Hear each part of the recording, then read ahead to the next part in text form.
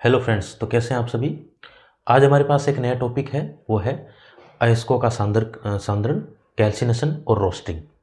Calcination और roasting का मतलब है भर्जन और निस्तापन, जिसको हम ऐसे समझ सकते हैं कि उन धातुओं का शुद्धिकरण करना जिसमें कार्बोनेट CO3 प्रेजेंट होगा और सल्फाइड यानी कि सल्फर प्रेजेंट होगा। हम उन धातुओं में से उनको कैसे निकालेंगे, ये हम इस वीडियो में समझने वाले हैं। पिछली जो क्लास थी उसमें हमने विद्युत अपघटनी जो परिष्करण था, इलेक्ट्रोलाइटिक रिफाइनिंग, वो पढ़ा था, जिसमें हमने देखा था कि एक धातु की हमने एनोड बनाया है जो अशुद्ध होती है, और एक क्या होती है, शुद्ध धातु की पतली परत को हमने कैथोड बनाया था। सॉल्यूशन लिया था, कैटालाइस्ट लिया था हमने, वो था हमारे पास इलेक्ट्रोलाइस्ट था, वो हमारे पास क्या था, कॉपर सल्फेट था। कॉपर और सल्फेट को तोड़कर हमने एक प्रक्रिया की थी। अगर आपने वो नहीं देखी है तो आप जो पिछली क्लासेज है उनको जाकर देखें। आज की इस क्लास में हम पढ़ेंगे एस्को का सांद्रण जो है, यानी कि रोस्टिंग और कैल्सिनेशन पढ़ेंगे। एस्को का जो सांद्रण है वो 3 प्रकार की धातुओं का होता है, यानी कि एक तो है हाइयर रिएक्टिव मेटल्स होंगे, अत्यधिक अभिक्रियाशील धातुओं का सांद्रण। दूसरा है मध्यम अभिक्रियाशील धातुएं, यानी कि जो मीडियम रिएक्टिव मेटल हैं। और तीसरे हमारे पास लोअर रिएक्टिव मेटल, यानी कि निम्नतम अभिक्रियाशील धातुएं। देखो, अयस्कों का सांद्रण, अयस्कों का सांद्रण, और ये हमारे पास 3 प्रकार का है। कौन कौन सा का सर? एक तो है अधिक अभिक्रियाशील धातुएं, अधिक अभिक्रियाशील जो धातुएं हैं उनका सांद्रण कैसे करेंगे, ठीक है, यानी कि हाइयर रिएक्टिव मेटल्स जो है। दूसरे हमारे पास मध्यम अभिक्रियाशील धातुएं, मध्यम अभिक्रियाशील धातुएं जो है हमारे पास मीडियम रिएक्टिव मेटल्स। और एक है हमारे पास निम्नतम अभिक्रियाशील धातुएं जो है लोअर रिएक्टिव मेटल्स। 3 प्रकार का पढ़ेंगे, और इस क्लास में जो है हम इस पॉइंट को डिस्कस करेंगे। अब इसमें क्या होगा सर, इसमें है ना CO3 यानी कि कार्बोनेटस्क और सल्फाइड यानी कि सल्फर, ये जिंक जैसी धातुओं के साथ, लेड जैसे धातुओं के साथ मिश्रित रूप में प्राप्त होगी, और हम क्या करेंगे, इनको बाहर निकालेंगे। यानी कि ये क्या होगी, धातुओं के साथ मिश्रित रूप में पाई जाएगी, हम क्या करेंगे, इनको बाहर निकालेंगे। तो कैसे होगा, अच्छा, इसकी प्रोसेस के लिए क्या होगा, पहले इन धातुओं को, यानी कि ये जिन भी धातुओं के साथ, मान लेते हैं XYZ जो भी यहाँ धातु होगी, है ना, वैसे तो हम जिंक का करने वाले हैं, आप समझ गए होंगे। तो अब जिस भी धातु के साथ होगे तो उसको सबसे पहले हम क्या करेंगे, ऑक्साइड में परिवर्तित कर लेंगे। ऑक्साइड में परिवर्तन का मतलब है कि ये जो भी है इनको हम ऑक्साइड में परिवर्तित कर देंगे। और ऑक्साइड में परिवर्तन का मतलब है कि उस धातु को ऑक्सीजन के साथ, ऑक्सीजन के फॉर्म में लेके आएंगे। जब इस मेटल को, इस पूरी अयस्क को हम उसको ऑक्सीजन के फॉर्म में लेके आ जाएंगे, ऑक्साइड के फॉर्म में लेके आएंगे, तो सर उसके बाद तो आसान है। कैसे कि सर उसमें हम रिडक्शन कर सकते हैं। और रिडक्शन आप समझ ही गए होंगे कि सर रिडक्शन का मतलब है यहाँ पर अपचयन, और अपचयन का मतलब हो गया कि सर आगे क्या करेंगे, जो भी हमें ऑक्साइड प्राप्त होगा उसकी अभिक्रिया हम कार्बन से या किसी और से करवा देंगे, जिससे ऑक्सीजन को हम बाहर निकाल देंगे। ऑक्सीजन को बाहर निकालने का मतलब क्या हो गया, हमें शुद्ध धातु चाहिए। शुद्ध धातु का मतलब क्या हुआ, यानी कि कार्बोनेट और जो सल्फाइड एस्क जो है, इनको पहले ऑक्साइड में परिवर्तित कर देंगे। अब जो ऑक्साइड में परिवर्तित हो गया तो उसके बाद हमें क्या करेंगे, रिडक्शन कर देंगे, यानी ऑक्सीजन को बाहर निकाल देंगे। तो अब ये जो प्रक्रिया है अयस्कों का सांद्रण 3 प्रकार से है, higher reactive metals, medium reactive metals and lower reactive metals. जो हम सेकंड पार्ट पढ़ रहे हैं, जिसमें क्या होगा, जो कार्बोनेट एस्क और सल्फाइड एस्क जो होंगे, इन धातु का हम क्या करेंगे, शुद्धिकरण करेंगे।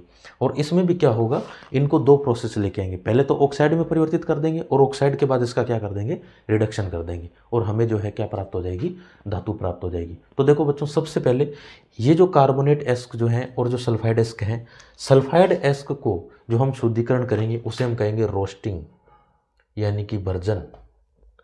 ये जो प्रक्रिया होगी ये होगी हमारी भर्जन। और जो हमारे पास कार्बोनेट एस्क है इसको हम कहेंगे कैल्सिनेशन, यानी कि निस्तापन। तो हम क्या करते हैं, सबसे पहले भर्जन यानी कि रोस्टिंग को पढ़ते हैं।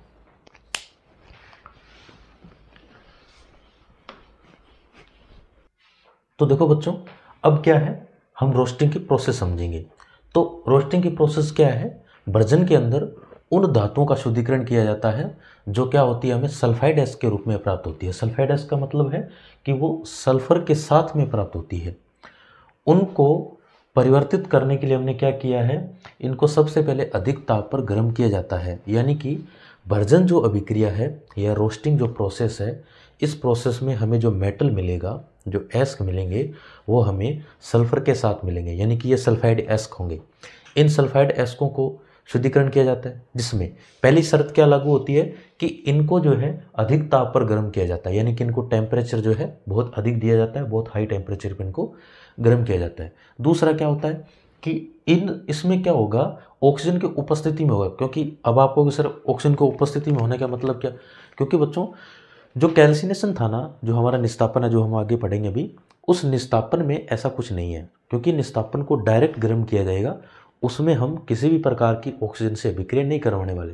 लेकिन यहाँ पर क्या है, इसकी जो है सेकंड कंडीशन, इस प्रक्रिया में ऑक्सीजन की उपस्थिति में होगा, यानी कि ऑक्सीजन की प्रेजेंस में ये काम होगा, विदाउट एयर प्रेजेंस ये काम नहीं होगा। तो इसकी रिएक्शन क्या है, देखो मेरे पास जिंक सल्फाइड लेता हूँ मैं, सबसे पहले लेता हूँ मैं जिंक सल्फाइड, मैंने यहाँ पे सल्फर लगाया नहीं है, तो जिंक सल्फाइड लिया मैंने। अब इस जिंक सल्फाइड की रिएक्शन में किससे करवा रहा हूँ, ऑक्सीजन की उपस्थिति में करवा रहा हूँ, यानी कि जिंक सल्फाइड की जो रिएक्शन है वो ऑक्सीजन की उपस्थिति में करवा रहा हूँ। जैसे मैं जिंक सल्फाइड की रिएक्शन जो है ऑक्सीजन की उपस्थिति में करवाता हूँ, पहली कंडीशन क्या थी कि प्राप्त अभिकारक जो रिएक्टेंट जो होगा हमारे पास, उसकी अभिक्रिया जो है अधिक ताप पर हाई टेम्परेचर होगा, मैंने टेम्परेचर दिया। दूसरी कंडीशन, इस प्रक्रिया में ऑक्सीजन की उपस्थिति होगी, यानी दो शर्तें हमें माननी होगी भर्जन की, रोस्टिंग की, जिसमें पहली क्या है, ऑक्सीजन की उपस्थिति होना, दूसरा अत्यधिक ताप यानी कि हीट देना। अब मैं जैसे ही इसको ऑक्सीजन की उपस्थिति में से गर्म करवाता हूँ, गर्म करके इसको अभिक्रिया करवाता हूँ, तो क्या होगा, मुझे जिंक ऑक्साइड प्राप्त हो जाएगा। हमें क्या प्राप्त होगा, जिंक ऑक्साइड। इस जिंक ऑक्साइड के साथ में हमें क्या प्राप्त हो रही है, सल्फर डाइऑक्साइड। अब हमें ये नहीं चाहिए, ये हमें नहीं चाहिए, हमें चाहिए जिंक ऑक्साइड। अब आपको पता है, क्योंकि सर आपने पहले बता दिया कि हमें जो जिंक ऑक्साइड में जब हम परिवर्तित कर देंगे तो उसके बाद हम रिडक्शन करवा देंगे, क्योंकि इस रिडक्शन में क्या होता है, ऑक्सीजन को हम बाहर निकाल देंगे। ठीक है, हमें जो जिंक ऑक्साइड प्राप्त होगा, इसकी रिएक्शन हम किससे करवाएंगे, किसी कार्बन से करवा देंगे।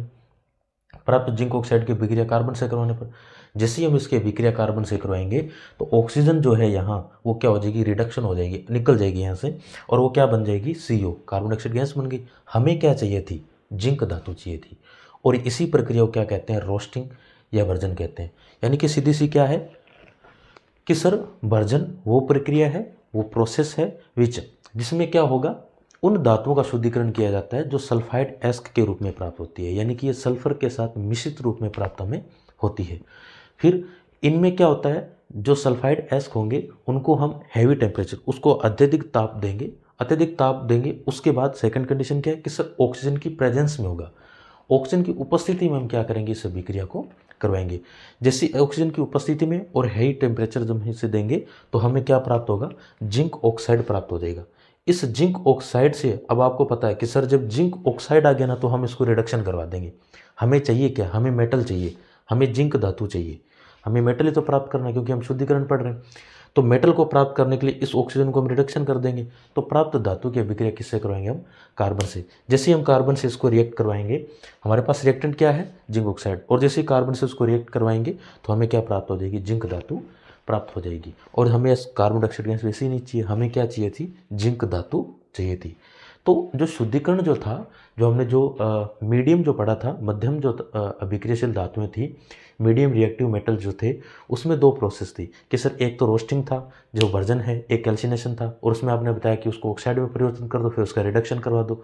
ऑक्साइड में परिवर्तन करवाने के बाद जैसे रिडक्शन करेंगे तो हमें धातु प्राप्त हो जाती है। ठीक है सर, कि सर हमें ये तो समझ में आ गया कि वर्जन इनकी रोस्टिंग क्या है। अब आप बताइए कि निस्तापन यानी कि कैल्सिनेशन क्या होता है, तो देखो उसको समझते हैं।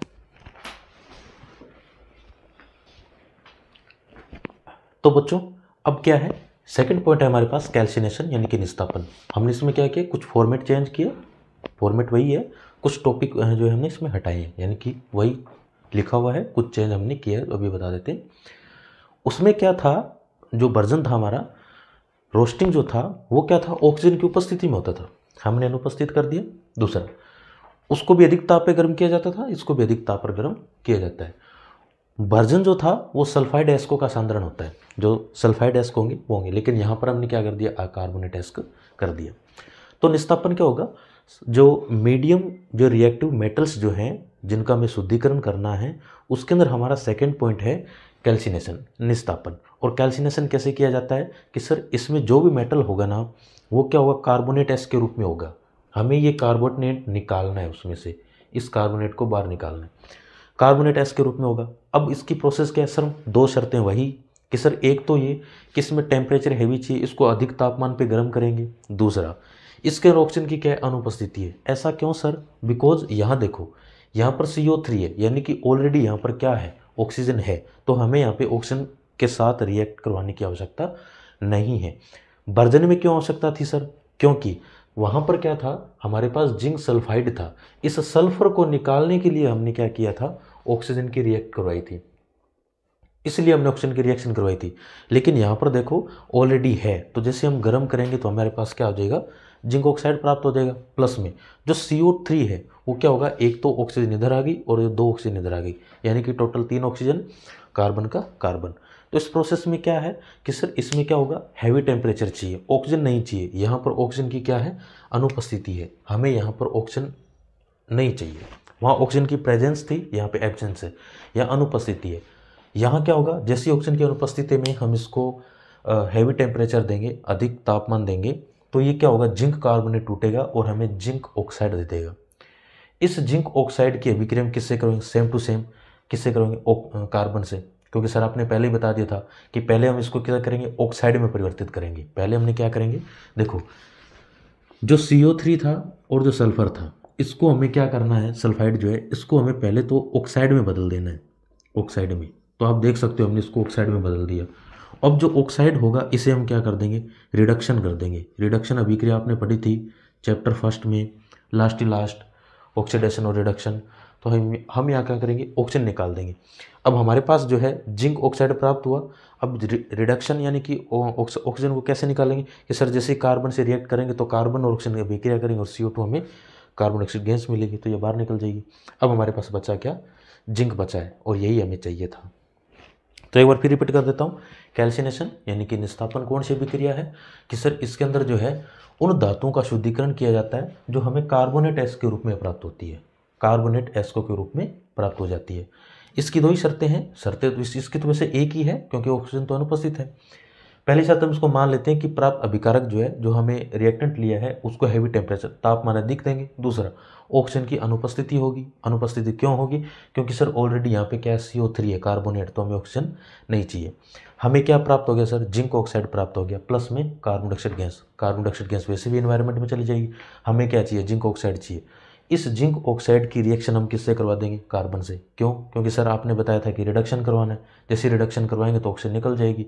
और रिडक्शन क्या होता है कि सर किसी भी अभिक्रिया से हम अगर ऑक्सीजन को बाहर निकाल देते हैं या ऑक्सीजन की कमी होना, एक तो होता है ऑक्सीडेशन, एक तो होता है ऑक्सीडेशन, एक होता है रिडक्शन। तो जो ऑक्सीडेशन है मतलब उपचयन चैप्टर फर्स्ट से, और रिडक्शन यानी कि अपचयन। अप का मतलब नीचे और नीचे का मतलब कमी होना, किसकी, ऑक्सीजन की। जैसे ऑक्सीजन की कमी होगी कार्बन डाइऑक्साइड के साथ मिक्स हो जाएगी और हमें जिंक धातु प्राप्त हो जाएगी। तो ये जो था हमारा क्या था, कैल्सिनेशन और रोस्टिंग यानी कि वर्जन और निस्तापन। उम्मीद करते हैं आपको समझ में आया होगा।